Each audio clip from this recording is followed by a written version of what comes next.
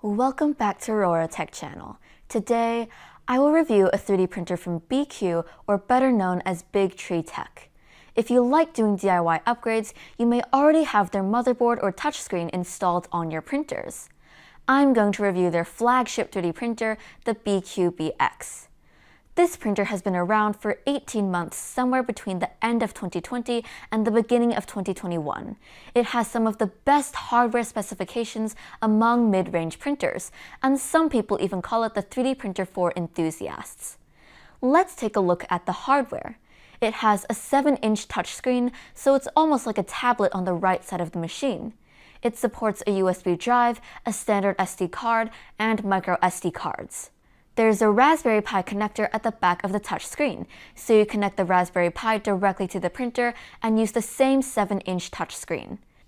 So it supports 3 different modes: the classic Marlin mode, the touchscreen mode, and the Raspberry Pi interface like the Octo BTT or Octo Dash. It came with the H2 extruder, which is one of the best extruders you can get for under $100, and the short filament path between the extruder gears and the nozzle. It has a dual steel gear with a 7:1 gear ratio, and even a pancake stepper motor can generate enough force to push the filament, as it's compact and the total weight is just 203 grams.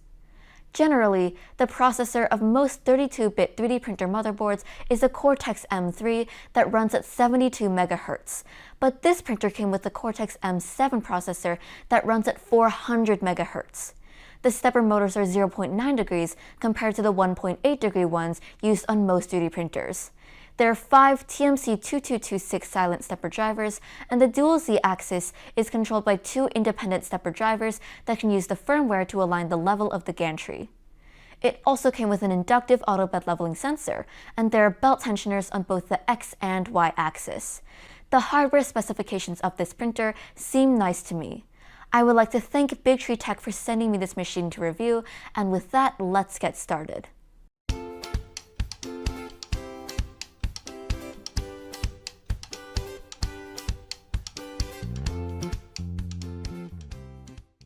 We have the base, the gantry, the H2 extruder, the filament holder, the power cord, the 7-inch touchscreen, some tools, and the user manual. Everything is pretty much pre-assembled. We will start with mounting the extruder on the gantry by using 2 screws on each side. Then, put the gantry on top of the base. I will insert 2 screws to make sure it doesn't fall, and then move it to the side of the table and tighten the screws. Then, connect the touchscreen cable and secure the screen at the right side of the machine with 4 screws, followed by the filament holder. Connect the other cables, starting with the LED lights, the Z limit switch, and the Z stepper motor.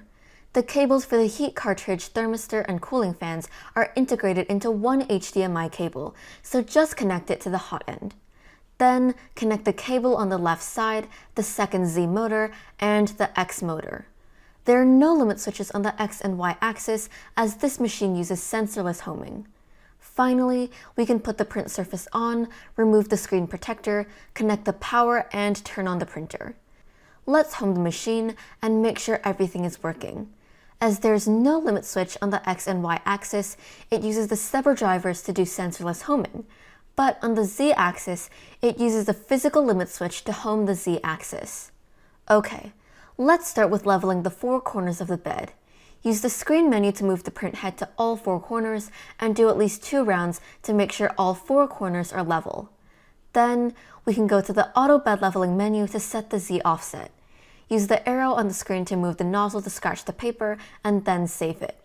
We can now press start to start auto bed leveling. The speed of this inductive sensor is similar to BL Touch, and it took 2 minutes and 10 seconds to probe 25 points on this bed. Now, we can preheat the nozzle and insert some filament. Once the nozzle is heated up, we can just use the wheel on the extruder to load the filament. Okay, let's use the micro SD card adapter as a USB drive to print a sample G-code from the micro SD card. Let's start with the 3D Benchy.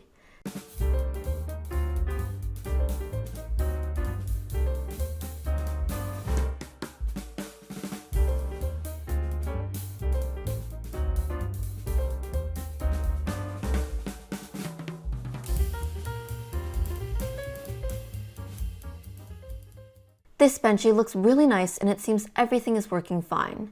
We can now go to the computer and create a profile for this printer in Cura. Select Add Printer, scroll down to BIQU, and the BX is right here. We will just use all default settings without changing anything and see how this profile works. I will start with the calibration cube and just use the default 0.2mm layer height.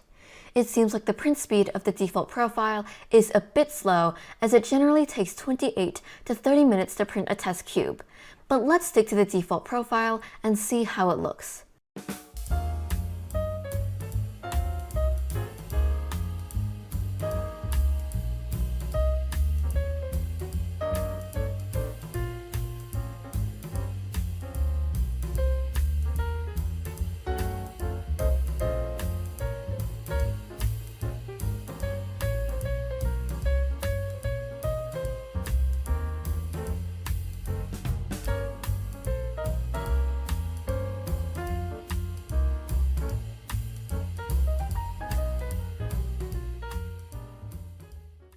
The cube is looking good. The layer lines look good, and the dimensions are also accurate. Next, I will print this testing model for 3D printers and see how the bridging, overhanging, and small details look.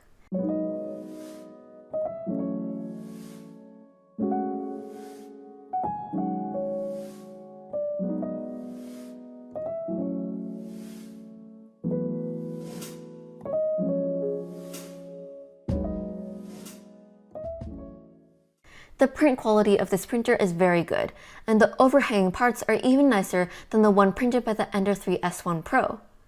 I will also print this Fidget spinner to test the clearance of this printer. If the clearance is accurate, all 3 wheels should spin freely. I ran out of white filament in the middle of the print, but I will take this chance to change to some bronze filament to make it a dual color spinner. It's not as smooth as a real spinner with bearings, but I think it is still functional.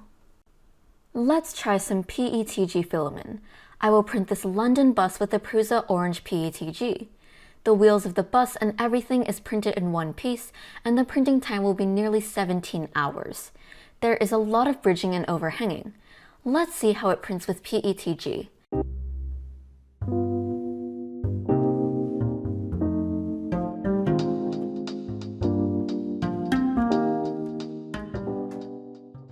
The bed also sticks with PETG very well, and the print looks amazing.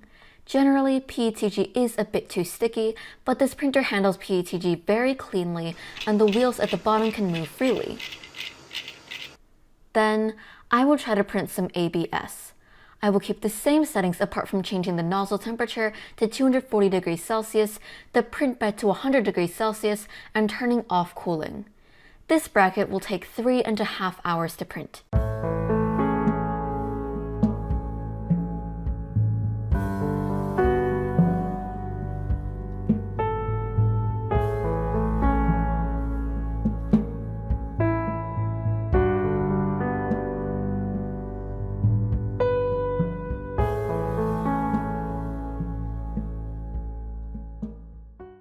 The print itself is okay, but the bed didn't stick ABS well enough without using glue.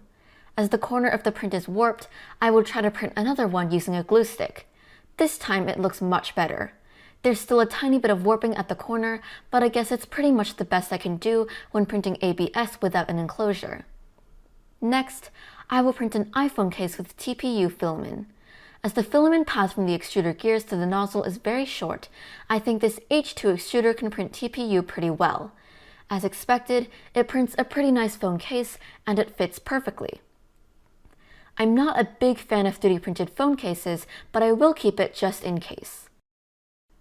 As the maximum nozzle temperature can reach 260 degrees Celsius, I will try to print a nut with nylon filament.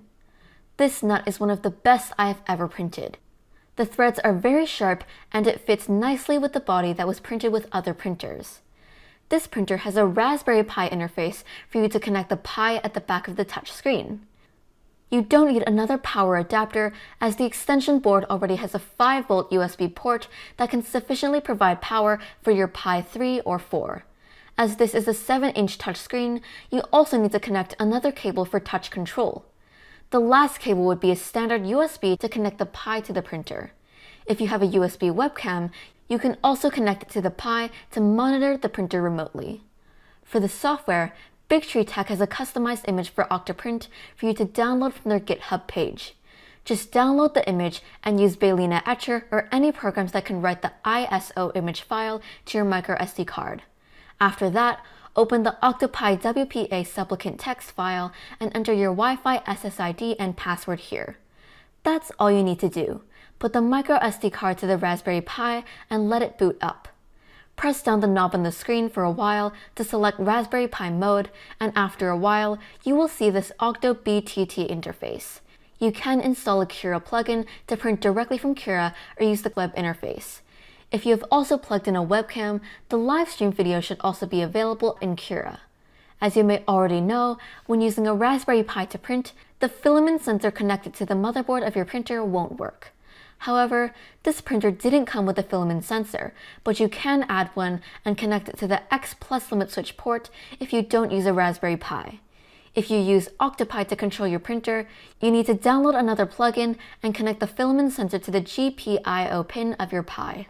I have put the links to the filament sensor, its 3D printed mount, as well as the instruction page for filament sensor installation. Let's talk about the pros and cons of this printer, starting with the pros. First, the hardware of this printer is really good. The independent stepper drivers for the dual Z-axis is better than the timing belt, and it allows you to use Marlin G34G code to align the gantry automatically. The printer is quiet, and using sensorless homing can maximize the printing area. It is nice to have 0.9 degree stepper motors, but I can't see any significant differences in the models I have printed so far. Finally, the H2 extruder is one of the best. It's in line with the Creality Sprite extruder and is even slightly better when printing TPU. By default, the heat break came with the Capricorn PTFE tube, so the maximum nozzle temperature is limited to 260 degrees Celsius. But you can spend less than $10 to change it to a titanium heat break if you need to print high temperature filament. As for the cons, this printer didn't come with a filament sensor. I have a spare BIQU Tech Smart Filament sensor, and the installation is pretty straightforward, but I would not expect that I need to buy a $15 filament sensor for a $500 3D printer. At least coming with one sensor is necessary. If the user decides to use Octopi to control the printer, they can move the sensor to the Pi or add another sensor to the Pi. Second, the cable management is not that great compared to other latest generation printers. The HDMI integrated hot-end cable is nice, but the rest of the cable management is still similar to an Ender 3. Finally, the print surface is a coated steel sheet. It sticks well with most materials, but not that well with ABS, so I think a textured PEI sheet should be a better option. In conclusion, I think this printer is worth the price. If you're going to upgrade an Ender 3 to have all these features like a dual Z-axis, an H2 direct extruder, a better 32-bit silent motherboard, and a 7-inch touchscreen, it would cost you more than just buying this BIQU BX printer. As you can see, I spent over $400 upgrading my Ender 3 Pro, which makes the total cost of that $200 printer almost $600, but I am still missing the faster Cortex-M7 processor, the independent TMC2226 stepper drivers to auto-align the gantry, the 0.9 degree stepper motors, the 7-inch touchscreen, the wider Y-axis support, a slightly larger 250 by 250 printing area, and the better appearance. So, if you are interested in this printer, I put the link under the description. That's it for this video. If you like this video, please do like and subscribe to my channel and press the bell icon to receive new video updates. I will see you next time.